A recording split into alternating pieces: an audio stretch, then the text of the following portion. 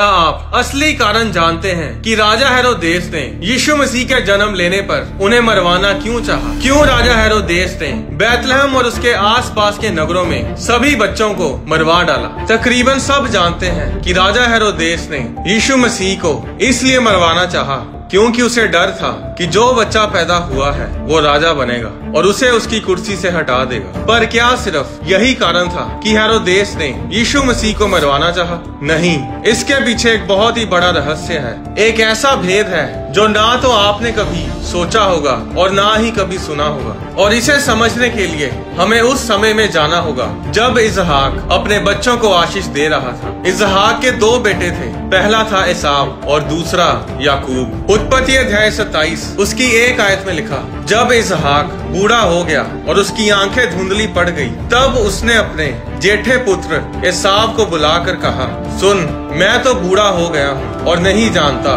कि मेरी मृत्यु का दिन कब होगा। इसलिए अब तू मैदान में जा और शिकार करके ले आ और मेरे लिए स्वादिष्ट भोजन बना कि मैं उसे खाकर मरने से पहले जी भर के तुझे आशीर्वाद दूं। अब एसाव तो शिकार करने चला जाता है, पर उसके पीछे से याकूब एसाव के कपड़े पहनकर एसाव के भेष में अपने पिता के पास आता है और जो आशीष एसाव को मिलनी थी वो याकूब ले लेता है। अब इसहाक याकूब को एसाव समझकर आशीष दे देता है। उत्पत्ति अध्याय 27 उसकी 29 आयत में इसहाक ने याकूब को आशीष देकर कहा, राज्य राज्य के लोग तेरे अधीन हों और देश देश के लोग तुझे दंडवत करें। तू अपने भाइयों का स्वामी हो और तेरी माता के पुत्र तुझे दंडवत करें। अब एसाव जब शिकार करके आता है तो क्या देखता है कि याकूब धोखे से उसकी आशीष लेकर चला जाता है। उत्पत्ति अध्याय 27 उसकी 38 आयत में एसाव ने अपने पिता से कहा, हे मेरे पिता, क्या तेरे मन में एक ही आशीर्वाद है?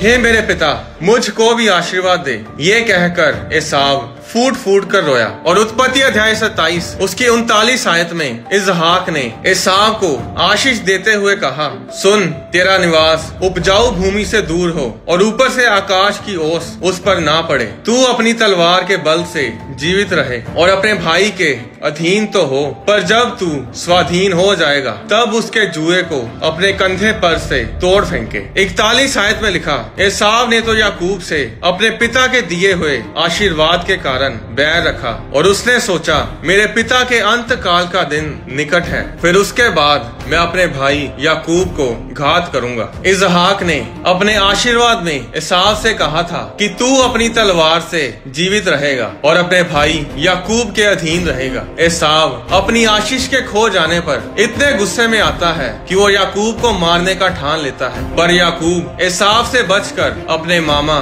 लाबान के घर भाग जाता है। अब याकूब के बच्चे, उसका वंश, वो सब इजराइली कहलाए। पर एसाव का क्या हुआ? एसाव का भी वंश हुआ जिन्हें एदोमी कहा जाता है। एदोमी लोग एसाव का वंश थे और इजराइली लोग याकूब का वंश थे। अब इजराइली तो मिस्र में गुलाम थे और परमेश्वर ने मूसा के जरिए उन्हें उस मिस्र की गुलामी से छुड़ाया। जब इजराइली मिस्र देश छोड़कर कनान देश को जा रहे थे तो रास्ते में उन्होंने एदोमियों के देश से गुजर कर जाना था, पर एदोमियों ने उन्हें अपने देश से गुजरने के लिए अनुमति नहीं दी। परमेश्वर ने इजराइलियों से कहा था कि वे किसी एदोमी से घृणा ना करें क्योंकि वे तुम्हारे भाई हैं। अब चाहे एदोमी लोग इजराइलियों के भाई थे, पर वो इतने आत्मिक लोग नहीं थे। कई बार उन्होंने इजराइलियों पर हमला किया। वे इजराइलियों के दुश्मनों के साथ मिलकर इजराइलियों पर हमला करते थे। 2 शमूएल अध्याय 8 में राजा दाऊद ने एदोमियों पर जय प्राप्त की। 14 आयत में लिखा,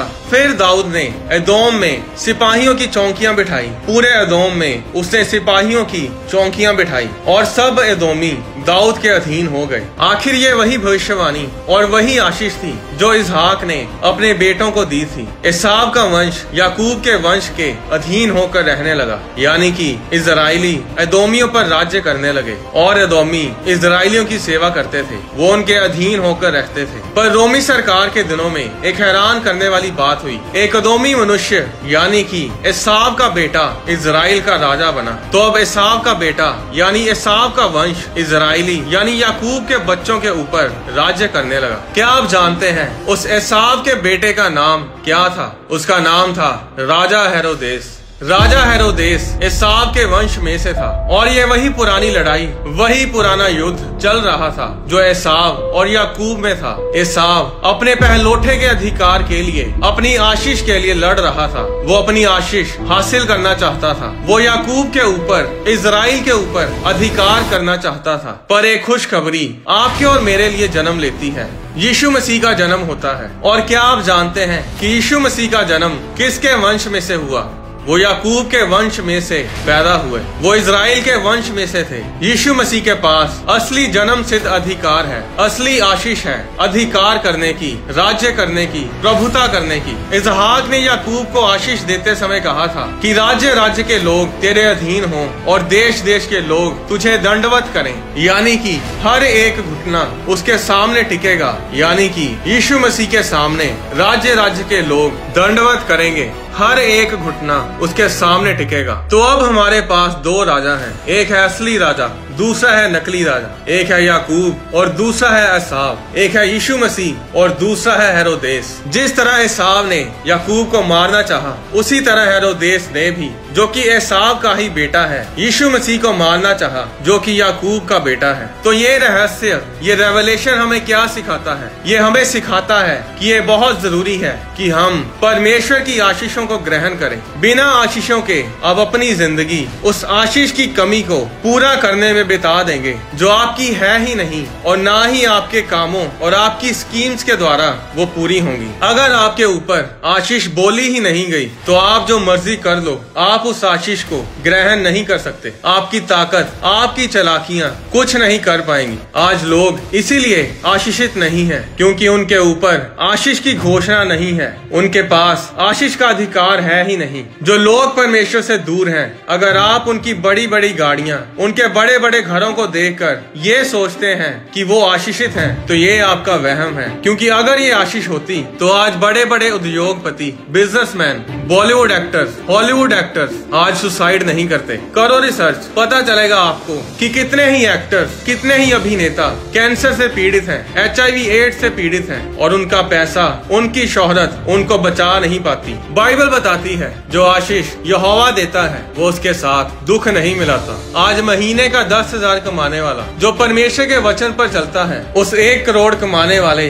करोड़पति से जो परमेश्वर के वचन पर नहीं चलता, उससे कहीं ज्यादा शांति में, उससे कहीं ज्यादा सुखी और आशीषित है। परमेश्वर आपको आशीषित करना चाहता है, पर वो आशीष सिर्फ याकूब के वंश में आकर ही हमें मिलती है, और याकूब का वंश है प्रभु यीशु मसीह। तो मायने नहीं करता कि आपने अपने बचपन में कोई आशीष ग्रहण की या नहीं, आपके रिश्तों में आपको प्यार मिला या नहीं, मायने नहीं करता कि आप पाप की गुलामी करते आए हैं, मायने नहीं करता कि आपने किस घर में जन्म लिया, मायने नहीं करता कि आपके जीवन में अब तक क्या होता आया है। आपको एसाव की तरह, दूसरे लोगों की तरह अपनी आशीषों के लिए तड़पने की, तरसने की जरूरत नहीं। अगर आप परमेश्वर में नया जन्म ले चुके हैं, अगर आप यीशु मसीह को अपना उद्धारकर्ता ग्रहण कर चुके हैं, तो आप अब याकूब के बेटे, याकूब की बेटी, याकूब के बच्चे हैं। आप परमेश्वर की संतान हैं। अब आपकी आशीषें आपका अधिकार है। अब ग्रहण करो अपने स्वर्गीय पिता से अपनी आशीषों को,